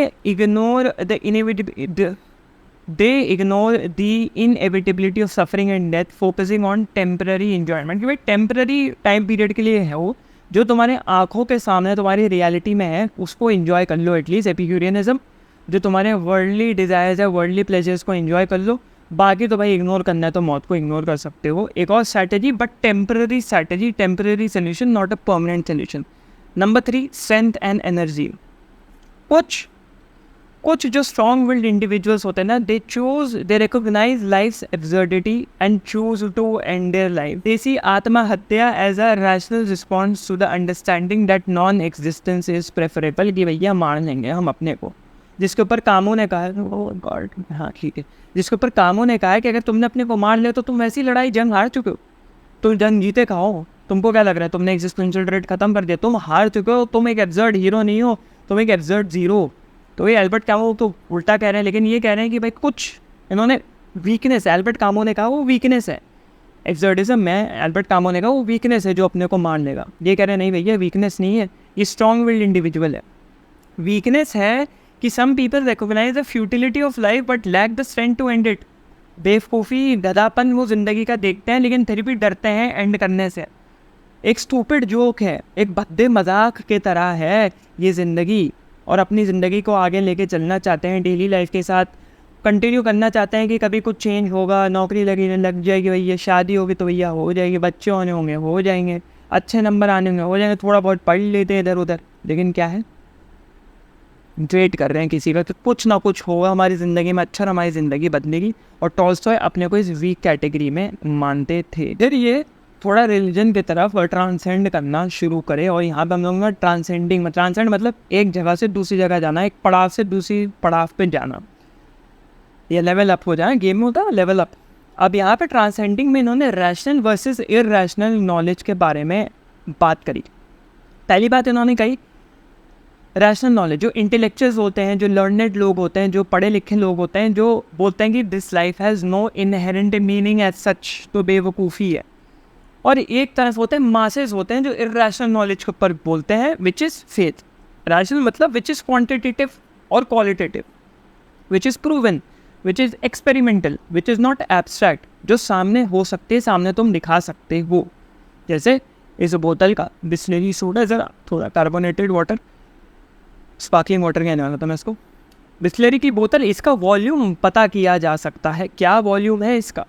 लेकिन एक ऐसी बोतल जो बहुत ख़ास है, कैसी खास है, बस ख़ास है, भरोसा रखो, वो इरैशनल नॉलेज है, क्योंकि तुम रैशनली उसको प्रूव नहीं कर सकते। वो कहीं ना कहीं वो बोतल है, वो फेथ है, भरोसा है, तुम्हें उसके ऊपर फेथ है। अब क्या है, स्टार्टिंग में जब ये ट्रांसेंड कर रहे थे, इनको रिजेक्शन ऑफ फेथ था। तो भाई बहुत स्ट्रगल कर रहे थे सुपर नेचुरल एंटिटीज़ पे और गॉड के ऊपर भरोसा करने में, जादुई शक्तियों पे भरोसा करने में, क्योंकि उनकी रैशनल नॉलेज के साथ बहुत ज़्यादा हिंडर कर रहा था, बहुत ज़्यादा। क्योंकि भाई रैशनैलिटी को तुम एक्सेप्ट करोगे, इंटेलेक्चुअलिटी, रैशनैलिटी, तो ज़िंदगी तो भाई बहुत ही भद्दी मजाक है। It's simple, it's very simple, equation based है, कुछ नहीं है, कोई जादू नहीं है, कोई इंटरेस्टिंग चीज़ें नहीं है। लेकिन यहाँ तो भाई कोई सोल्यूशन नहीं निकल रहा, कुछ तो जादुई मसाला चाहिए भाई ज़िंदगी में, फेथ आने वाले हैं। फिर उन्होंने बोला कि मैं एक टेरिबल पोजीशन पे आ गया हूँ, और टेरिबल पोजीशन इसलिए आई है क्योंकि एक अंदर में कॉन्ट्रडिक्शन चल रहा है रीज़न से, कि भाई अगर मैं रीज़न और रैशनल बना रहा तो मैं तो कभी ज़िंदगी में आगे ही नहीं बढ़ पाऊँगा, तो मेरे को तो कुछ करना पड़ेगा। तो वो टेरिबल पोजीशन क्या है, एक डिलेमा, एक विचारों विमर्श, सोच विचार में पड़ गए वो, कि रैशनल नॉलेज में लूँगा तो वो ज़िंदगी को डिनाई करेगी, ये बोलेगी भैया ज़िंदगी तो बद्दा मजाक है। और अगर मैं फेथ को लूँगा तो फेथ रीज़न और इंटेलेक्चुअलिटी, विजडम को बोलेगा कि ये बद्दा मजाक है। मतलब समझ रहे हो कि अगर मैं रैशनैलिटी पे बिलीफ रखूँगा तो कहेगा कि ज़िंदगी बद्दा मजाक है, और अगर मैं फेथ पे भरोसा रखूँगा, फेथ मतलब गॉड के ऊपर भरोसा, सुपर नेचुरल एंटिटीज़ पे भरोसा, तो वो रीज़न को ही खारिज कर देगी। क्योंकि एक्चुअली तो नॉन क्वान्टिफाइबल है ना, नॉन प्रूवेबल चीज़ें हैं रियलिटी में। अभी की रियलिटी की बात कर रहा हूँ, ठीक है, मेटाफिजिकल रियलिटी नहीं, इस रियलिटी की बात कर रहा हूँ। तो ऑन्टोलॉजिकली तो मुश्किल है उसको क्वांटिफाई करना या जस्टिफाई करना, तो वो हो गई भैया दिक्कत वाली बात। अब यहाँ पे एक एग्जिस्टेंशियल कॉन्ट्रडिक्शन आ जाता है, इसके ऊपर मैं अलग से लेक्चर बनाऊंगा, चाहिए हो तो बताना, क्योंकि ये अलग से ही शब्द है, कुछ इंटरेस्टिंग मुझे इसमें मिला। कि भैया लाइफ, ज़िंदगी वैसे तो सेंसलेस और बदमाश, बददिमाग, क्या कह सकते हैं, एकदम बद्दी नज़र आती है, बददिमाग नहीं, बद्दी, बहुत ज़्यादा बद्दी नज़र आती है, और उसको देखने के लिए तुम्हें रीज़न यूज़ करना होगा, रैशनैलिटी और रीज़न यूज़ करना होगा, लॉजिक यूज़ करना होगा। लेकिन फिर भी लोग उसको जीना चाहते हैं, फिर भी लोग आगे बढ़ना चाहते हैं। और वहीं अगर फेथ तुम्हें अपनाना है तो तुमको रीज़न को खारिज करना पड़ेगा। यार ये तो ज़्यादा मुश्किल है, रीज़न जिससे सब कुछ चल रहा है, 2+2=4, 1+1=2, उसको खारिज करके क्या फ़ायदा होगा? वो तो लाइफ को खारिज करने से ज़्यादा मुश्किल है रीज़न खारिज करना, क्योंकि रीज़न तो फिर भी है ना तुम्हारे सामने, रीज़न ही है तो जिसकी वजह से सब कुछ चल रहा है। लाइफ तो चलो फिर भी इधर उधर आन बान छंड बोल के घुमा दो, लेकिन यार रीज़न कैसे डिनाई कर लें, फेथ आएगा कैसे? अब इन्होंने यहाँ पे पॉसिबल रेजोल्यूशन दिए, 2 सोल्यूशन देने की कोशिश करी। इन्होंने कहा कि यहाँ पे 2 चीज़ें हो सकती हैं, या तो मेरा जो कॉन्सेप्ट है रीज़न का वही फ्लॉड है, कि मैं ही बेवकूफ़ हूँ कि मैं रीजनिंग और लॉजिकल चीज़ें नहीं समझ पा रहा, या फिर जिस चीज़ को मैं रैशनल बोल रहा हूँ वो उतनी भी इरैशनल नहीं है। मतलब गॉड के कॉन्सेप्ट को, स्पिरिचुअल कॉन्सेप्ट को मैं इतना इरैशनल बोल रहा हूँ, हो सकता है वो उतनी ज़्यादा भी हवाबाजी वाली बातें नहीं, क्या पता उसमें कुछ सच्चाई हो। फिर यहाँ पे आया इनका रिलीजियस अवेकनिंग, डेथ के ऊपर बात करिए, ट्रांसेंड करे, अब यहाँ पे इनकी रिलीजियस अवेकनिंग आई। इनिशियल कंक्लूजन इनका ये था कि rational knowledge correctly concludes that life is meaningless when considering it with in a finite terms में लाइफ इज़ मीनिंगलेस। आप समझ रहे हो, समझने वालों को इशारा ही काफ़ी। अभी ये फाइनाइट तो बात कर दी, अभी कहाँ इनफाइनाइट की तरफ जाने वाले हैं। उन्होंने बोला कि सवाल और जवाब ही गलत है, यहाँ पे तो सवाल ही गलत पूछा जा रहा है, miss alignment of question and answer. इन्होंने कहा यहाँ पे तो जो सवालों की बात हो रही है फाइनाइट टर्म्स में हो रही है, इस जीवित ज़िंदगी में हो रही है, इनफाइनाइट टर्म्स में तो बातें नहीं हो रही। Infinite aspect of the question क्या है? फिर उन्होंने फिलॉसफी को भी लपेट लिया। फिलॉसफी में कहा कि philosophic knowledge does not deny meaning but indicates that the question cannot be solved within its realm, leaving the solution indefinite। कि भाई वो बोल देता है कि भाई ये हम सोच सकते हैं, लेकिन उसका कोई सोल्यूशन नहीं मिल सकता, हम बस सोच सकते हैं, तो उसका मीनिंग ही नहीं रहा, उसका मीनिंग ही छोड़ दिया गया। ओपन एंडेड जिसको बोलते हैं, लूज एंड्स जिसको बोलते हैं, लूज एंड्स है। धागा नहीं लटका दो, धागा लटका बांधो ना भैया, धागा बांधने के लिए कोई है ही नहीं, लटका दिया धागा। सबसे बड़ी वहाँ पे हो ज़रा थोड़ा समझने लग गए कि अच्छा गेम चल रहा है भाई यहाँ पे, तो अच्छा वाला। इन्होंने बोला हमें एक अलग पर्सपेक्टिव की नीड है, rational knowledge alone can not answer the question, the relationship between the finite and infinite must be included. एक रिलेशनशिप आना चाहिए जो हो रहा है फेथ, ठीक है। फॉरेन कीरकेगार्ड अगर एग्जिस्टेंशलिज्म में पढ़ो तो लीप ऑफ फेथ के बारे में उन्होंने बात करी कि भैया अब कुछ नहीं कर सकते, कि लीप ऑफ फेथ ही होना चाहिए। यहाँ आता है इनका role of faith. Faith despite seeming irrational introduces the necessary relation between the finite and infinite, providing answers that make life possible। एक फेथ तुम क्वांटिफाई या जस्टिफाई नहीं कर सकते, बट एक रिलेशनशिप देता है बिटवीन फाइनाइट एंड इनफाइनाइट। अब तुम उसको कहो कि भैया ये लोगों ने अपने गोले पे लोग बोर हो रहे थे उसको इंटरेस्टिंग करने के लिए किया, या जो भी समझो, लेकिन एक फाइनाइट और इनफाइनाइट के बीच में एक ब्रिज है जिसको वो पूरा कर रहा है, जिससे तुम्हारी गड़िया यहाँ से वहाँ क्रॉस हो सकती है। गड्डी अब क्या है, यहाँ पे इन्होंने एक्नॉलेजमेंट कर लिया फेथ का। The author acknowledges that faith still appears irrational, it uniquely offers answers to life questions enabling people to live. अगर जीना है भाई तो एक यूनिक पर्सपेक्टिव चाहिए होगा, इनफाइनाइट के बारे में जाना होगा, क्योंकि फाइनाइट तो इवन है, फाइनाइट तो तुम्हें ख़त्म कर देगा, फाइनाइट तो ज़िंदगियाँ बर्बाद कर देगा, ख़राब कर देगा। यहाँ इन्होंने दिया डेफिनेशन ऑफ फेथ। इनके हिसाब से the faith simply is the evidence of things not seen. अब क्या है, एविडेंट तो है नहीं फेथ, मतलब गॉड का concept is not evident, but faith अपने में ही एक एविडेंस है कि हमें भरोसा है of the things which one can not see. अब यहाँ पे उन्होंने कहा कि ना सिर्फ ये एक the evidence of things not scene है, या फिर एक इंसान और गॉड के बीच में एक एग्रीमेंट है या रिलेशनशिप है। Faith is the understanding of the meaning of human life which prevent self destruction and enables one two live. कि तुमको कुछ लुक अप टू करने को मिलता है। बहुत रिलीजियस लोग अपनी ज़िंदगी जी पाते हैं इसी वजह से, because they have something to look up to. चलो भैया यहाँ हीडोनिज्म नहीं कर पाएंगे तो वहाँ तो हीडोनिज्म कर लेंगे, यहाँ अमीर नहीं बन पाएंगे तो वहाँ तो अमीर बन लेंगे, यहाँ अच्छे कर्म करेंगे बुरे कर्म नहीं करेंगे तो वहाँ मज़े लूट सकते हैं। तो ये इनका कहना था कि फेथ जो होता है सेल्फ डिस्ट्रक्शन को प्रिवेंट करता है, मतलब खुद को तुम मार ना लो, दैट इज़ सेल्फ डिस्ट्रक्शन, उसको प्रिवेंट करता है। फिर उन्होंने बोला फेथ एज वाइटल मतलब faith is strength that sustains life, living requires believing in something. जीना है तो किसी भी चीज़ पे भरोसा करना होगा, और फेथ वो ताकत है जिससे तुम ज़िंदगी पे भरोसा कर सकते हो।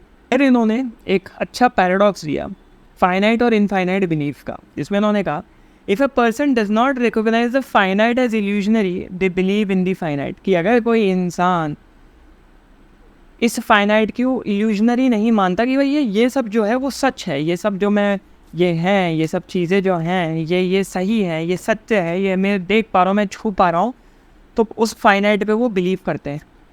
दूसरा, if they understand the finites illusionary nature they must believe in the infinite. और अगर तुम समझ जो ये सब मोह माया है, मिथ्या है, भगत ये सब मोह माया है, इस बेवकूफ़ बनाने की है, जाल है, इल्यूजन है, तो तुम वो इनफाइनाइट पे बिलीव करना पड़ेगा, क्योंकि ये इल्यूजन है, कुछ तो सच्चाई होगी, कहीं ना कहीं तो सच्चाई होगी।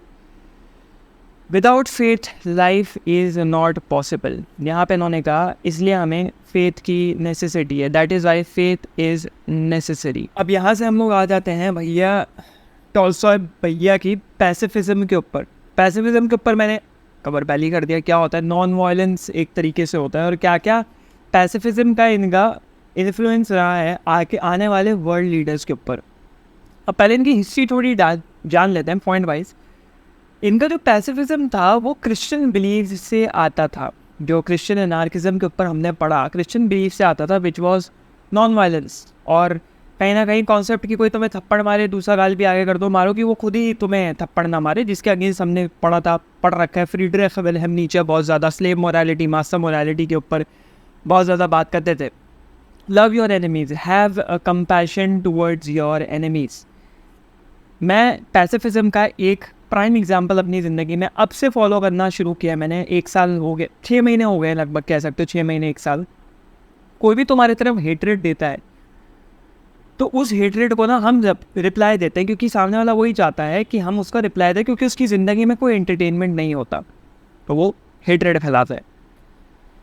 अब तुम ये सोचो कि पूरी दुनिया में, और मैं किसी अननोन की बात कर रहा हूँ, स्ट्रेंजर की बात कर रहा हूँ, या हो सकता है तुम्हारा कोई चलो रिलेटिव ही हो, दूर का रिलेटिव हो या पास का भी रिलेटिव हो, कि पूरी दुनिया में इतनी बड़ी चीज़, मतलब यूनिवर्स समझ लो, पूरे यूनिवर्स में इतनी चीज़ों में, इतनी प्रॉब्लम्स में वो तुम्हें पकड़ के तुम्हें एक्सप्लॉइट करना चाह रहा है, या तुम्हें पकड़ के तुम्हें गाली बक रहा है, उसकी ज़िंदगी कितनी ज़्यादा लगी पड़ी होगी कि वो तुम्हारे ऊपर फोकस कर रहा है। तो ऐसे लोगों के ऊपर दया खानी चाहिए। यही कहा पैसिफिज्म में लियो टॉल्स्टॉय ने।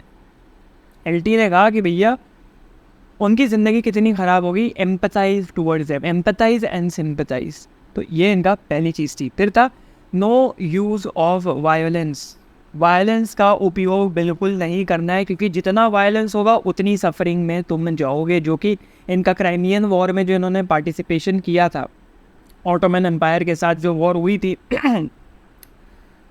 उसमें इन्होंने जो डेथ्स देखी, वैसे धीरे धीरे अपनी डिलीजेंस की वजह से, अपनी अच्छी आदतों की वजह से ऊपर बढ़ते गए आर्मी में। लेकिन इन्होंने जब देखा यार या तो मौतें हो रही, या तो मार काट हो रही, सफरिंग बढ़ रही है, देश ठीक है देश जीत गया, लेकिन देश किस किस बल पे जीता, लोगों के घर उजड़ गए। ऐसी ऐसी ऐसी रीजनिंग से हमें नहीं चाहिए भाई, ऐसी रीजनिंग की हमें वॉर नहीं चाहिए। पैसिफिसिज्म यही कह रहा है कि नॉन वायलेंस का उपयोग करिए, जिसके बारे में हम गांधी में अभी पढ़ने वाले, आने वाले गांधी जी के ऊपर। इन्होंने गॉस्पेल्स की काफ़ी ज़्यादा मदद ली। जीसस क्राइस्ट का एक था sermon of the mount, most probably gospel of Matthew में तुम्हें मिल जाएगा। सेल्फलेसनेस, लव, कंपैशन, प्यार, मिलजुल के रहना, ब्रदरहुड की जो फीलिंग थी वो फैलाने की, जैसे दोस्तोयेव्स्की ने भी ब्रदरहुड की, वर्ल्डली ब्रदरहुड थ्रू क्रिश्चियनिटी फैलाने की कोशिश करी, वैसे ही इन्होंने बोला कि भाई एक ब्रदरहुड की फीलिंग होनी चाहिए। फिर अगेंस्ट गवर्नमेंट वायलेंस, कि भाई जो गवर्नमेंट फोर्स यूज़ करती है लोगों को रोकने के लिए, वो कभी नहीं होना चाहिए। और वायलेंस क्रिश्चियन टीचिंग्स के अगेंस्ट जाता है। जो भी सरकार, जो भी सत्ता धर्म के नाम पे अपनी जनता को एक्सप्लॉइट कर दे कि हम धर्म को प्रोटेक्ट कर रहे हैं, तुम डरो मत, आवाम जनता आप घबराइए मत, हम रिलीजन को प्रोटेक्ट कर रहे हैं, हम रिलीजन के रखवाले हुए। अरे भैया रिलीजन तुम्हारे बाप चचा दादाओं से 1000 साल पुराना है, तुम क्या रखवाले बन पाओगे? तुम तो आज आए हो कल निकल लोगे, तुम तो सत्ता के लिए आए हो। वो रिलीजन का गलत मीनिंग होता है। जिस दिन सरकार ये बोले कि हम रिलीजन के रखवाले, तुम जनता के रखवाले हो, धर्म के रखवाले नहीं हो, तो हमेशा ये बात याद रखनी चाहिए। उन्होंने कहा मॉरल बिलीफ होना चाहिए नॉन वायलेंस पैसिफिज्म। ये नहीं पॉलिटिकली वो सही है, पॉलिटिकली करेक्ट है तो करेंगे, नहीं, मॉरली अंदरूनी अंदर आत्मा से तुम्हारे वो निकलनी चाहिए कि भाई मैं अगर नॉन वायलेंस प्रीच कर रहा हूँ तो दिल से प्रीच कर रहा हूँ, सही में प्रीच कर रहा हूँ, मजाक के लिए प्रीच नहीं कर रहा। वायलेंस और कलेश हमेशा गलत होता है, नो मैटर द रीज़न। उसको कितनी रीज़न देके तुम जस्टिफाई करो, ये है वो है, रशिया कितने रीज़न दे ले, लेकिन यूक्रेन के ऊपर आपने कब्जा किया है, वायलेंस का इस्तेमाल किया है। जो भी होता है, दंगे होते हैं, फसाद होता है, अपने देश में जितने दंगे होते हैं वो सब वायलेंस का उपयोग करके होते हैं। वायलेंस आपने इस्तेमाल किया है, भले ही आप ये बोले कि भैया हम धर्म को बचाने के लिए ये सब कर रहे थे, नहीं, हम धर्म को काट रहे थे। आपने धर्म का सबसे पहला मायने ही ख़त्म कर दिया, विच इज़ पीस। कलेक्टिवली जो मीनिंग तुम जो भी प्रीच करना चाहते हो करो, लेकिन उसका अर्थ और तात्पर्य पीस निकल के आता है, जिसको आपने ख़त्म कर दिया। आफ्टर लाइफ वगैरह की हम बात नहीं कर रहे, पीस की, इधर एग्जिस्टिंग वर्ल्ड में उसका क्या मीनिंग है। फिर उन्होंने सिर्फ ये बातें कही नहीं, he started living by example. उन्होंने अपनी वेल्थ डिनाउंस कर, अपनी वेल्थ दे दी, जितना उन्होंने कमाया था, संपत्ति थी, ज़मीन जायदाद थी, सब उन्होंने दान में दी। तभी उनकी बीवी के साथ उनका झगड़ा हुआ था, कुछ बच्चों के साथ भी 4 बच्चे तो उनके 13 में से ख़त्म हो गए थे। बाकियों के साथ इसी बात को लेकर कलेश और झगड़ा था कि नहीं भाई, उन्होंने आराम से बैठ के रोटी खाना छोड़ दिया, मैनुअल लेबर करना शुरू कर दिया, भीख मांग मांग के खाने लग गए। ये दिखाने के लिए क्या, ये प्रूफ करने के लिए कि भाई नॉन वायलेंस दिल से आना चाहिए। फिर इन्होंने बहुत सारे नॉन वायलेंस मूवमेंट्स को इंस्पायर किया। Martin Luther King, Nelson Mandela, Mahatma Gandhi सबसे बड़े एग्जाम्पल। फिर इन्होंने फॉरगिवनेस के ऊपर बात करी कि माफ़ कर दो, कोई बात नहीं, छोटे नहीं हो जाओगे। तुम सामने से कुछ किसी को खुद देखा होगा, तुम सामने किसी ने तुमको कुछ कहा, तुमने वापस उसको कहा, फिर वो तुम्हें कह रहा है, फिर वो वापस कह रहा है, मारपीट होते होते काट मार तक हो जाती है। दिल्ली में तो भैया एक दूसरे का उड़ाऊ भी देते हैं। क्यों? क्योंकि भाई बर्दाश्त नहीं होता, ईगो हर्ट हो जाते। कोई बात नहीं, अपनी ईगो छोड़ो, माफ़ कर।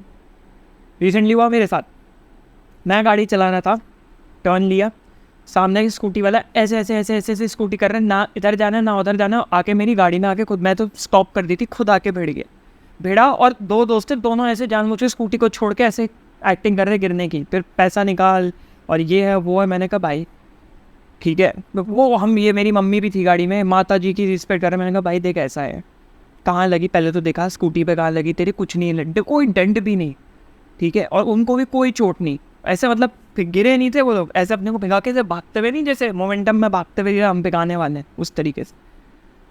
मैं कहा देख भाई ऐसा है, ठीक है, तू हाथ क्या चलाएगा भाई, अपना है इतना है, थोड़ा बहुत इतना सेल्फ डिफेंस आता है।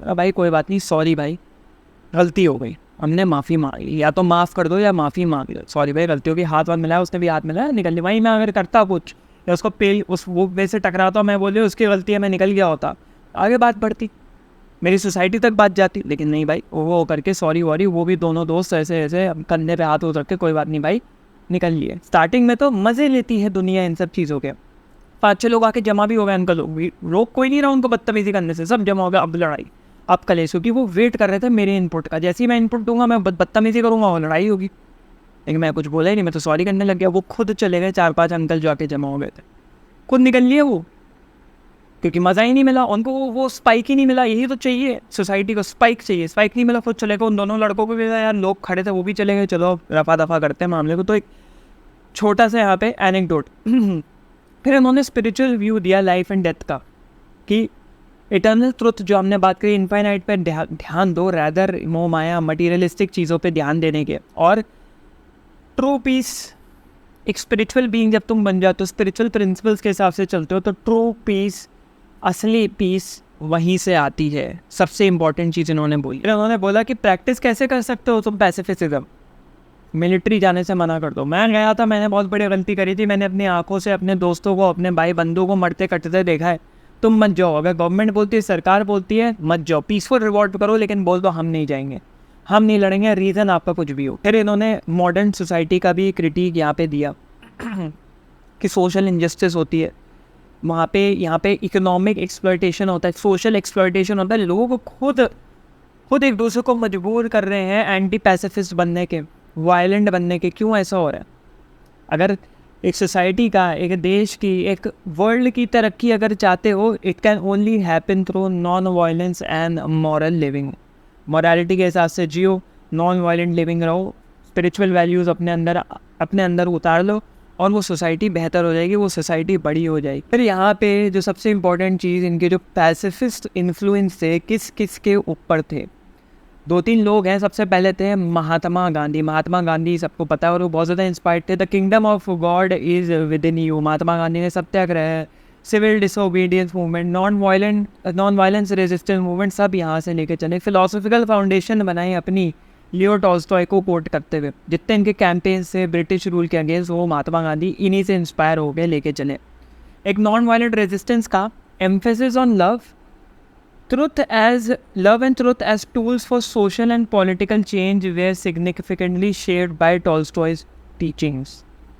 टूल लो सत्य को और प्यार को, कंपैशन को, लव को, और उसको बना लो सोशल एंड पॉलिटिकल चेंज का एक कॉज। फ्लैग बियरर, तुम्हारा देश आज़ाद है, तुम्हारा देश खुश है, और तुम मार के नहीं भगा रहे किसी को, प्यार से भगा रहे। सेकेंड, इन्होंने किसको इन्फ्लुएंस किया? Martin Luther king. कौन नहीं जानता भाई मार्टिन लूथर किंग? पूरा यूएस की हिस्ट्री बदल के रख दी, अमेरिकन हिस्ट्री बदल के रख। अब मार्टिन लूथर किंग फेमस थे अपनी स्पीचेस के लिए। महात्मा गांधी की तो उतनी रिकॉर्डेड स्पीचेस हैं नहीं, बट मार्टिन लूथर किंग काफ़ी ज़्यादा फेमस है अपनी स्पीचेस के लिए। और लूथर किंग ना सिर्फ लियो टॉल्स्टॉय से इंस्पायर्ड थे, बट महात्मा गांधी से भी इंस्पायर्ड थे। उन्होंने बोला भाई हम डिस्क्रिमिनेशन के अगेंस्ट कैसे लड़ेंगे? नॉन वायलेंस से लड़ेंगे। ब्लैक्स के अगेंस्ट जो क्राइम्स हो रहे हैं, ब्लैक्स को जो मारा जा रहा है, हम कैसे करेंगे भाई? हम प्यार से करेंगे, हम नॉन वायलेंस का इस्तेमाल करेंगे, हम जाके उन सफ़ेद चमड़ी वालों की तरह लड़ेंगे नहीं। इन्होंने ये इम्प्लीमेंट करते ही एक सोशल और पॉलिटिकल चेंज ले आए यूएस के अंदर, अमेरिका के अंदर, और राइट्स दिलवाए ब्लैक लोगों को, बहुत इंपॉर्टेंट। और आए लीडर नेल्सन मैंडेला, जिनका रिसेंटली ही देहांत हुआ।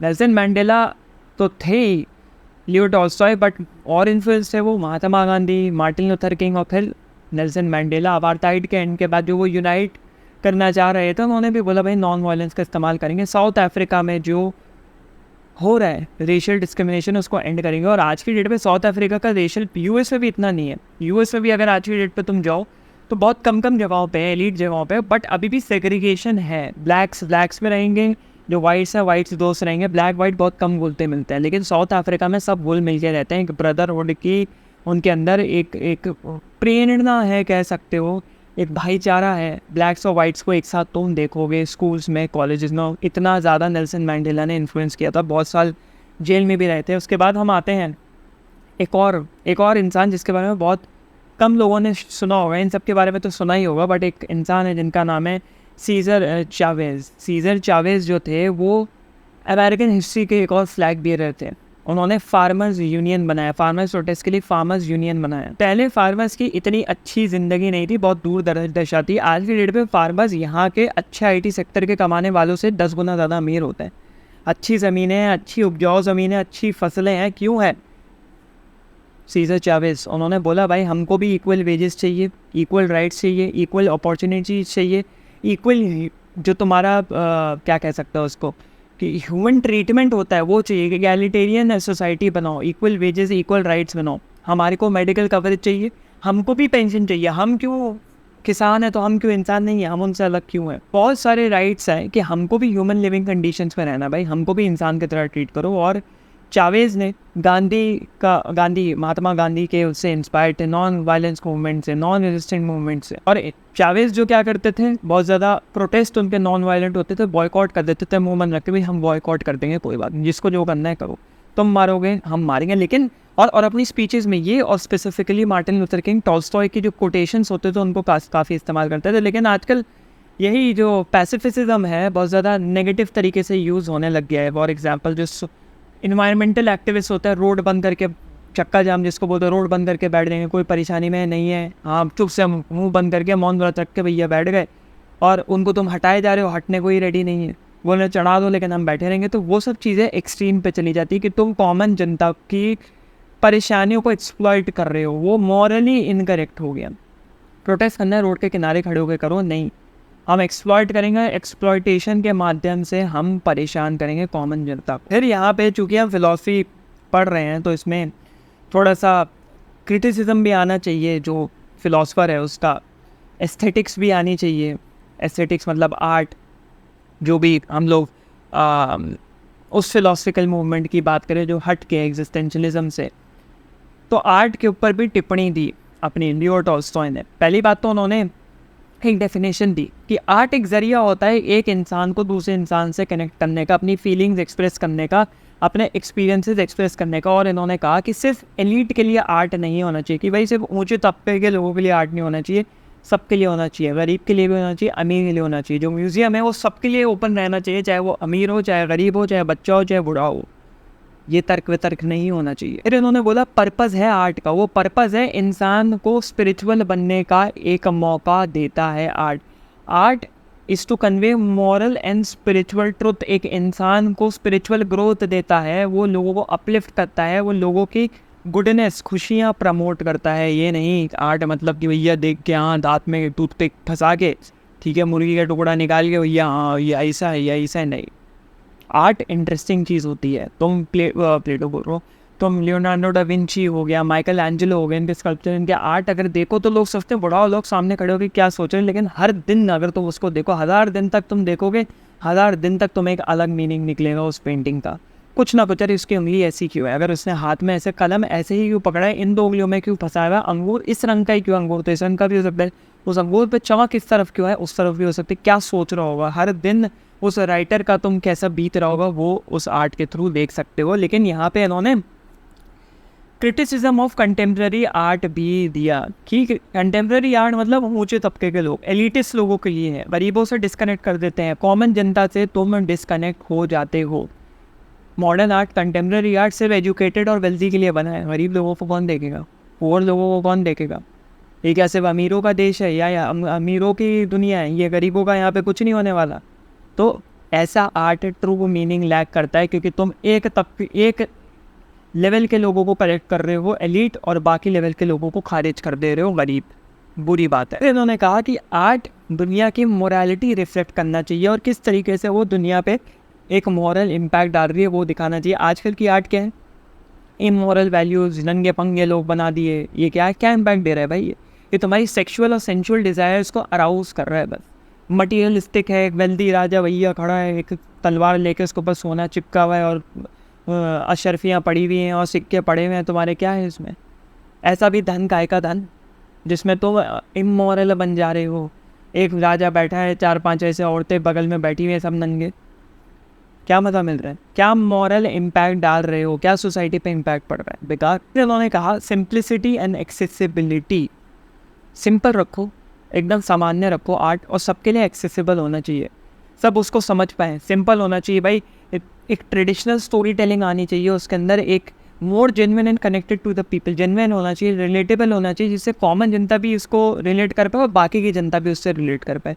ये नहीं एक ऐसा आर्ट बना दिया कि उसमें सिर्फ अमीरी ही अमीरी दिख रही है, कॉमन जनता क्या रिलेट करेगी उसके अंदर? तो तुम फोक आर्ट डालो, उसमें तुम ट्रेडिशनल स्टोरी टेलिंग डालो, कॉमन लोगों की जो जनता है, भले ही वो आदिवासी हो, उनकी कहानियाँ बयान करो, उनकी ज़िंदगी बयान करो, वो भी खुश, तुम भी खुश। इन्होंने एक टर्म दिया, terminology, which is rejection of art for art's sake. Tolstoy rejected the notion that art should be valued solely for its beauty or form, known as art for art's sake. सिर्फ painting को painting की तरह मत देखो, है painting हुई है ठीक है, एक आया पेंटर, वो उठाया पेंट ब्रश और कर दिया, धर दिया कुछ भी उसने, गाली गलोच, नंग फना पंग बना, जो भी है कर दिया, हमें क्या मतलब? लेकिन उन्होंने कहा कि आर्ट जो होता है सिर्फ एस्थेटिक प्लेजर के लिए नहीं होता, एक हायर पर्पस पर सर्व करता है, एक हायर स्पिरिचुअल पर्पस फुलफ़िल करता है, एक हाई मॉरल स्टैंडर्ड पर फुलफ़िल करता है, तभी आर्ट ज़रूरी होता है। आर्ट को एस्थेटिक पर्पस से मत लो, आर्ट को आर्ट की तरह मत लो, आर्ट उससे कहीं बढ़कर है। फिर फाइनली क्रिटिसिज्म ऑफ रिलीजन पे ये आते हैं, और यहाँ पे ये ट्रू क्रिश्चियनिटी को थोड़ा ज़रा गलियाते हैं कि आज की डेट पे जो ट्रू क्रिश्चियनिटी है, जिसमें रूल ऑफ स्टेट आ गया है, राजा रानी आके अपने रूल्स एंड रेगुलेशन डाल रहे हैं, वो गलत है। अस्सी जो हमने बार बार बोलते हुए, अस्सी Christianity emphasises on love, compassion and non violence. Organise religion बहुत ज़्यादा ख़राब होता है, और ऑर्गेनाइज रिलीजन के कोर प्रिंसिपल से ज़रा दूर रहो, वो तुम्हें ख़राब कर देगा। इंडिविजुअलिज्म ख़त्म हो जाता है, एक ग्रुपिज़म बन जाता है, ग्रुपिज़म हमेशा ख़राब करता है। चर्च का क्रिटिसिज्म दिया कि चर्च को क्या चाहिए, पैसा चाहिए, चंदा चाहिए, करप्शन हो गया है, हिपोक्रेट हो गए हैं, चर्च में जो लोग काम करते हैं वो नोबेल हैं, बाकी सब अछूत की तरह ट्रीट किए जाते हैं। चर्च क्या हो गया? चर्च स्टेट के साथ हाथ मिला दिए, पॉलिटिक्स में पड़ गया। क्या द पोप, अभी आज की डेट में मिले पोप स्पिरिचुअलिटी से ज़्यादा चर्चा में रहता है पॉलिटिकल आइडियोलॉजीज़ की वजह से, या पॉलिटिकल कुछ अपरूटमेंट चल रही होती है तो उसमें उंगली होती है। हर टॉप लीडर का ये, हर टॉप स्पिरिचुअल लीडर का यही हो गया, तो कहा भाई यह हटा लो। नहीं जी, और ये आज से नहीं, ये बहुत पहले से होता है, टॉल्स्टॉय के पहले से होता है। तो उन्होंने कहा अपने पॉलिटिकल इंटरेस्ट और अपने सेल्फ इंटरेस्ट के लिए धर्म के नाम पे लोग बेवकूफ़ बना रहे हैं, गवर्नमेंट पागल बना रही है मिलके। फिर उन्होंने ट्रू रिलीजन मतलब spiritualistic religion versus ritualistic religion के बारे में बात करी। एक स्पिरिचुअल है जो अंदर से है, अगर तुम मुसलमान हो अंदर से मुसलमान हो, सनातन हो हिंदू अंदर से हिंदू हो सनातन हो, क्रिश्चियन हो ईसाई हो अंदर से ईसाई हो, सिख हो तो अंदर से ईसाई हो, दिखावे के नहीं हो, सिर्फ परफॉर्मेंस के नहीं हो, सामने बैठ के सबको खुश करने के लिए नहीं हो, अंदर से होता है वो। हल्ला नहीं करते हो, सबको ढिंडोरा पीट के नहीं बताओ हम ये हैं सब ये बनो, जो ये नहीं है वो सबसे बड़ा बिग सी, बड़ा वाला सी। नहीं, वहाँ तुम चले गए, तुमने रिलीजन का असली मीनिंग खो दिया। तुम अंदर हो, मुझे देख के लोग इंस्पायर होंगे और ये रिलीजन अपनाएंगे, मुझे देख के मेरी स्पिरिचुअलिटी लोग अपनाने की कोशिश करेंगे, मैं उनके ऊपर उसको थोपूंगा नहीं। इन्होंने कहा कि रिलीजियस प्रैक्टिस तुम्हें मॉरली राइट या रिलीजियस प्रैक्टिस तुम्हें स्पिरिचुअल ग्रोथ नहीं दे सकती, वो अंदर से ही आती है। और ये कहने के बाद इन्होंने कहा डिफरेंशिएशन दे दिया पर्सनल फेथ और मोरालिटी में, क्योंकि मैं यहाँ पे वर्ड टू वर्ड पढ़ देता हूँ। He emphasized the importance of personal faith and individual moral responsibility. Tolstoy believed that true religion is a personal inward experience. यहाँ पे ध्यान देना, personal inward experience that guides one's actions and way of life. अंदरूनी experience जो हमने बात करी, यहाँ पे ये नहीं है कि भैया ट्रू रिलीजन मतलब हम ढिंडोरा पीट रहे हैं, हम हल्ला कर रहे हैं, हम ये हैं, हम ही सही हैं, हम ही बेस्ट हैं, हमसे बेहतर कोई नहीं। चाहे मैं किसी स्पेसिफिक धर्म को नहीं बोल रहा, सब धर्मों को बोल रहा हूँ। जो इनवर्ड वर्क करता है और वो इनवर्ड वर्क के बाद मॉरली राइचियस निकल के आता है, सही निकल के आता है, उसी को लोग देख के इंस्पायर होते हैं। उन्होंने रिजेक्शन ऑफ डॉगमा का, डॉगमा मतलब तुम तो मतलब वहमबाजी, कि भाई ट्रू रिलीजन वहमबाजी पे भरोसा नहीं करता, वहम के नाम पे लोगों को और जनता को एक्सपर्ट नहीं करता। ट्रू रिलीजन मतलब क्या होता है? ट्रू रिलीजन मतलब होता है faith, free from superstition and blind obedience. आँख बंद करके, आँख पे पट्टी लगा के हर वहम के ऊपर भरोसा नहीं करता true religion. True religion inward growth पे वर्क करता है, तुम्हारे अंदर कंपैशन लाता है, एम्पैथी लाता है, सिंपैथी लाता है। क्योंकि टॉल्स्टॉय एक समझ लो तुम रैशनैलिटी का भी इस्तेमाल करना चाहते थे, ठीक है? जैसे थॉमस एक्विनास ने भी कोशिश करी रैशनैलिटी, ने डेकार्ट ने कोशिश करी रैशनैलिटी यूज़ करके ज़रा थोड़ा सा रिलीजन को प्रोटेक्ट किया जाए। ये यहाँ पे भी वो यही करना चाह रहे थे, रैशनैलिटी और एथिक्स को यूज़ करके कि हम रीज़न के अगेंस्ट नहीं जाएंगे। अगर तुम पूरी तरीके से सुपरस्टिशन में पड़ गए तो मतलब तुम रीज़न के अगेंस्ट जा रहे हो, तुमने वहीं ख़त्म कर दिया, रद्द कर दिया जो भी है वो रिलीजन है या जो भी है वो लॉजिकल रीजनिंग है। फाइनली जीसस के सरमन ऑफ द माउंट पे जो टीचिंग्स थी जीसस की लव एंड कंपैशन पे, इन्होंने तवज्जो या अहमियत देते हुए कहा कि भाई focus on love and non violence, और सब कुछ सबकी ज़िंदगी में सही होगा, बेहतर होगा। तो ये था ultimate lecture on Leo Tolstoy. Ultimate तो नहीं कह सकते, हर फिलोसोफर की ज़िंदगी इतनी बड़ी होती, जितने साल भी ये जिए, इनकी जो एंड हुआ बहुत ज़्यादा बुरा हुआ अनफॉर्चुनेटली, बट पूरी फिलोसफी तो नहीं कवर कर सकते, लेकिन हमने बेस्ट कोशिश करी जो हम कर सकते थे, क्योंकि इम्पॉर्टेंट पॉइंट्स को कवर करना। तो चूँकि अभी ज़िंदगी में बहुत कुछ चल रहा है, इसके अलावा भी बहुत चीज़ें चलानी होती है, तो जितना मैं रिसर्च कर पाया अपनी तरफ से, जितना मैं कोशिश कर पाया, उतना लेक्चर मैंने आपके सामने, आपके समक्ष, आपके मत्थे ला के यहाँ पे ज़रा छोड़ दिया। तो होपफुली अच्छा लगा हो तो ये नीचे ज़रा एक अंगूठा छोड़े। अंगूठा छोड़ने से क्या होता है, और 10-15 लोगों तक, और 10-15 नहीं, ज़्यादा लोगों को, 10-15 हज़ार लोगों तक ये लेक्चर पहुंचता है। अगर आप एक करेंगे तो एक इंसान करेगा तो 15 लोगों तक और ये लेक्चर दिखेगा। तो समझ लो, क्या पता उन 15 लोगों को ज़रूरत हो और वो देखें, उनको खुशी हो। अब हम भी अपने जो है लैपटॉप बाबा को थोड़ा सा इंतज़ार देते हैं, है ना। इंटरेस्टिंग लेक्चर था, इंटरेस्टिंग कहानी थी, और कोई भी हमारे पर्सनल बायसेस आए हो, मैं नहीं चाहता कि आप उससे एग्री करें, वो मेरे पर्सनल बायसेस है, इसलिए मैं पहले ही ट्रिगर वार्निंग दे देता हूँ। शुक्रिया जुड़ने के लिए। तब तक मिलते हैं किसी अगले लेक्चर में। लेक्चर सजेशंस नीचे देते रहें। अगला लेक्चर, अब लंबे लेक्चर्स ही आया करेंगे मोस्ट प्रॉब्ली, क्योंकि मुझे उसी में मज़ा आता है और एम्फसाइज करके लेक्चर्स को एलैबोरेट करने में मज़ा आता है। तब तक हम मिलते हैं किसी अगले लेक्चर में, है ना भाई। चलो हट लो।